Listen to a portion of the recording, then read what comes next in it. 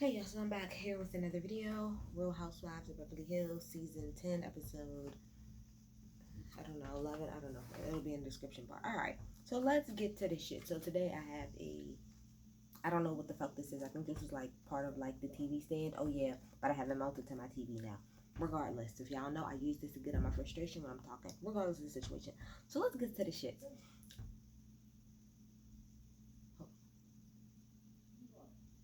Oh, sorry. That's my boyfriend talking to my dog. Anyway, so we start off where we left off last week. So we got Teddy and Denise and Camille all sitting there talking. Pretty much the whole point of that conversation was that Teddy still doesn't really see it for Camille, but she said, whatever, girl, it is what it is. Just get out my face. So that's that, okay?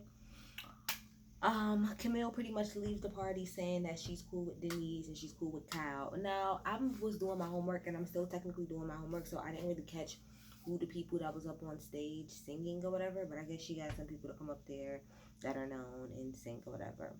So then, we see Brandi and Denise and Aaron and Adrian and her boyfriend back there at the bar inside, all talking, laughing, and giggling and whatnot. And Brandi is flirting. Okay, I want y'all to keep this in mind. Brandi is flirting with them, okay? Saying, oh, we should be a throuple, we should do this, we should do that, X, Y, Z, and the third, okay? And so keep that in mind, okay? So then they talk about how Brandi and Adrian are now cool, even though they had that situation that happened, I don't know how long ago when they got into it, but now everybody's all cool, calm, and collected, okay?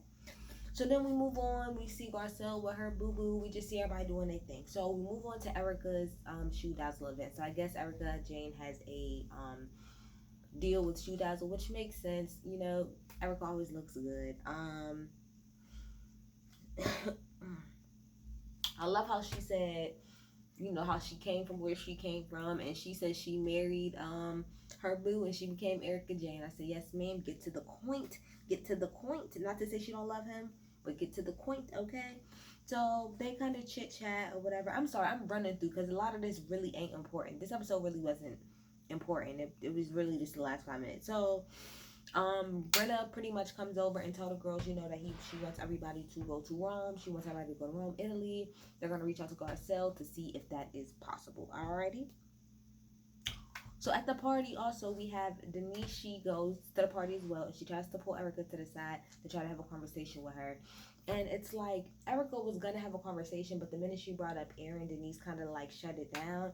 And Erica's point is, if you want to have a conversation, let's have a conversation about the whole situation. Just because I bring up your man, you can't now not want to talk about it or try to change the subject. Denise tried to end it on, look, girl, I ain't got a problem with you. We're about to go on this trip, so I just kind of want to clear the air. Erica's face was definitely like, girl, I'm not here for it. I don't give a fuck. But she just said, all right, girl, whatever. Then we see Garcelle and Sutton. They go out and they get some dinner or whatever. That little scene was cute. Sutton pretty much, like all of the other girls are saying, Garcelle, you're never around. But Garcelle is booked and busy, unlike you hoes. She's booked and busy, okay? Got Coming to America too, and she got some other stuff going on. So, like she said, she's booked and busy, but she ain't too busy to go out of town. So I'm glad that she's gonna go on a girls trip. I'm glad. This means she's gonna be able to spend a lot of time, get more into the mix of everything that's going on. So, like I said, Sutton keeps surprising me. Sutton talking about her kitchen. And she said, girl, I'm from Augusta. Okay, come on through Augusta. But I don't follow Sutton on Instagram, but I do check her Instagram every now and again. And she is way more progressive, I'd say, than you would think of her, because she always says, I'm southern, I'm southern, I'm southern, and you can take that a lot of different ways. So anyway, Garcelle asked this woman, she said, girl, how did you get your coin?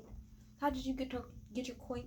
And you want to peep the fact that she never asked her, like, did she work for it? Because she know damn well that she didn't. So she pretty much was like, girl, let's be real. How you get this money? Who was you married to? Or like, did you marry into this money, or was you born into this money? Because, girl, I know you didn't earn this money. That's the shade that I caught, that maybe not too many people caught. That's the shade I caught into it. She's like, I don't like to talk about money. You don't like to talk about money, but you like to talk about every single little itty bitty designer that you have on. That's talking about money, son. That's talking about money. Let's talk about money, okay?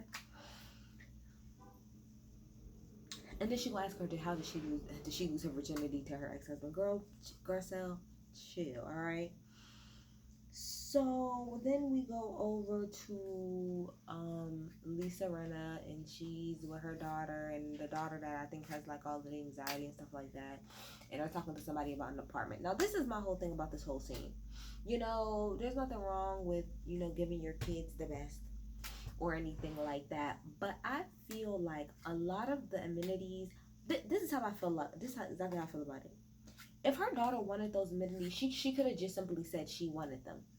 She didn't have to, in my opinion, use her anxiety as a reason to why she needed these things. She said she wanted to be on, she wanted to, I think she either said she did or she did not want to be on the ground floor because if she don't, it'll make her go crazy. She said that she needs a pool because if not, it will fuck up her vibe. I need a doorman, or if not, I'm gonna lose my mind and my anxiety's gonna go over. That to me, that whole scene was very insensitive to people who really have to deal with that shit and who don't have the ability to just be like, oh well, I can get this and I can get that and I can get this because of this reason. If you want a doorman, you just want a doorman. That's okay. If you want a pool, you want a pool. That's okay. But stop trying to use your anxiety or whatever it is that you're dealing with as a reason to want those things. I think that that's a slap in the face of people who really got to deal with this shit with no type of help at all. It's disgusting. Take it the fuck off my screen. Okay, moving on. I need a good vibe. Which vibe? All right, so then we have Teddy. Okay, so let's just get to the shit. So we got Teddy coming over to Kyle's place to talk about her baby shower, that, you know, she's gonna help her plan and help her get packed and everything. So then we got Brandi and Kim come over. This is all my opinion on how all, I'm gonna say what happened, but then I'm gonna tell y'all my opinion on how all of this shit played the fuck out, okay? So they're all over at the house and they're talking and whatnot, and this is how I knew it was bullshit off the top, because they was talking about Denise, and Kim goes, oh well, you know, I mean, look at what Denise did to Brandi. I mean, it's not my place to say. I'm not gonna say what it is, but I mean, if you knew what she did to Brandi, then y'all then it wouldn't even be a surprise. I don't like people like that. That's not your business to bring up, okay? And on top of that, I hate people that, what do they say? It's like pre-spilling tea. You want to bring it up, but you don't want to tell the full story. If you can't and you won't tell the full story, why bring it up? So to me, this is all a ploy from Kim. I'm going to tell you who this is a ploy from. This is a ploy from Kim, Brandi, and of course production. Because production told Kim to bring that shit up that way. There's no other reason that she would have. All right, so let's keep going. So pretty much the point of the matter is Denise pretty much said that the first time, I mean Brandi said the first time that her and Denise hung out with each other, and they showed that about a year ago, that same night that they hooked up in the stall, and that she didn't really mind because at the time I think either, and this is what's confusing, she said either Denise and him wasn't really together, or Denise or Aaron said that Denise could, you know, make out with somebody as long as it was like just a woman or some shit like that, okay?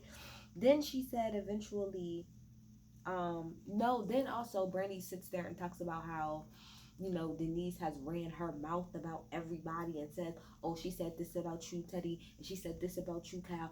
Let me pause for a second. You always got to be wary of bitches who do stuff like that, who will sit around the bitch and then come around you and say, oh, she said this about you. Oh, she said, we're gonna get to my ultimate point in a minute. Okay, so then you got Kyle in her damn confession talk about, I've never seen Brandi so nervous, because Brandy's talking about, I need some water, I need some water, I need some wine or something like that before I even really talk about it. So she pretty much said that in April she went out to go to some cabin or something like that with Denise and her kids to go do some podcasts. So she claims that Denise said that there would be a rollaway bed, but there wasn't. So she's sleeping in the same bed as her. And the first night everything was cool, but then the second night they fucked. Now this is what's confusing me. I have to rewind the tape, because she said that first she said pretty much alluded to the fact that they fucked, but then she also said that the kids was downstairs, so she didn't feel comfortable doing everything. So she didn't. So I don't know. Regardless, point of the matter, she pretty much tried to say they fucked. Pretty much, that's what she's trying to say. Then she said that after they did that, Denise pretty much was trying to like pretty much told her don't tell Aaron that we fucked or whatever, and because of that, that made Brandi feel bad or whatever because she felt like, oh well, I'm a cheater, or I hoped you cheat on him, or some bullshit like that.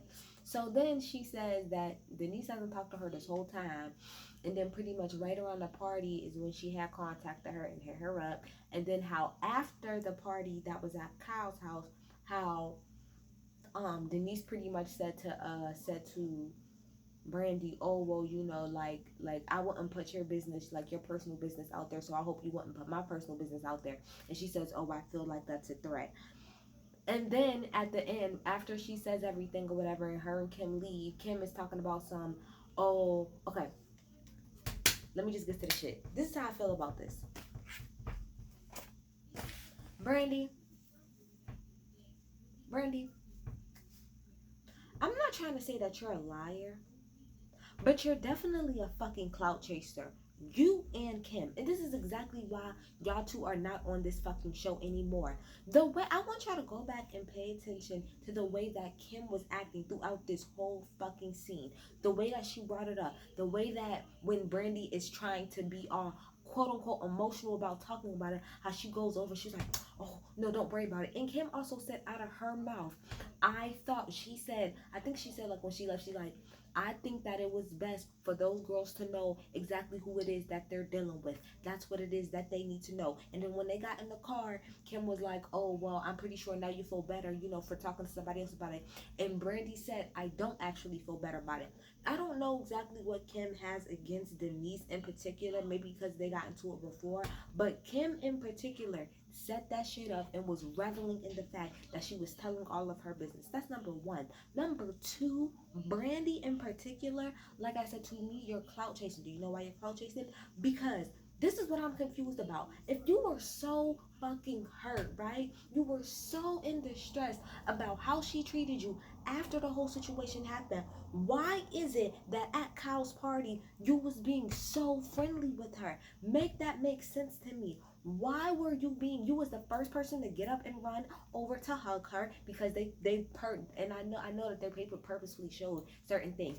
You got your ass up and ran over to say hi to her. We just saw earlier in this episode that you was sitting there talking to her and her husband talking about, oh, we should be a throuple with your drunk ass.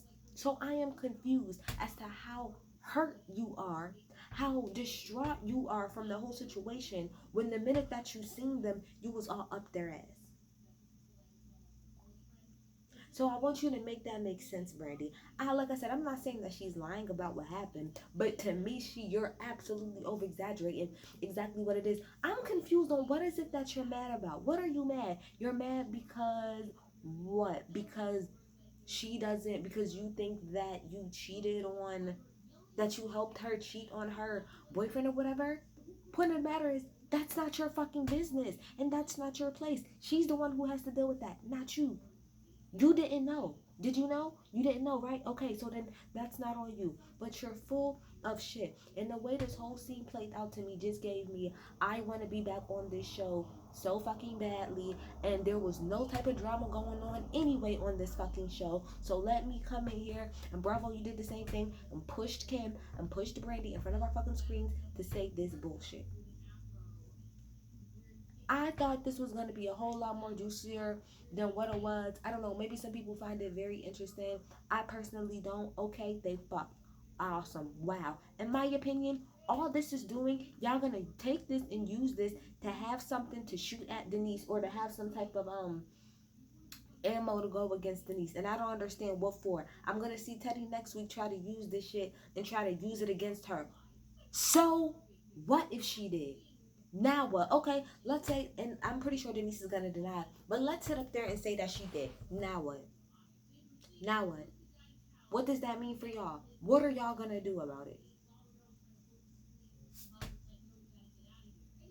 Brandy's full of shit. And Kim pissed me off that whole last scene. Y'all have no idea how much Kim was pissing me off. Cause the way that she was really over exaggerating everything and hyping Brandi the fuck up, it was disgusting. I have homework to do. Y'all don't ever in y'all life waste my fucking time like this again. Don't ever waste my time like this when I have homework to do. Fuck out of here.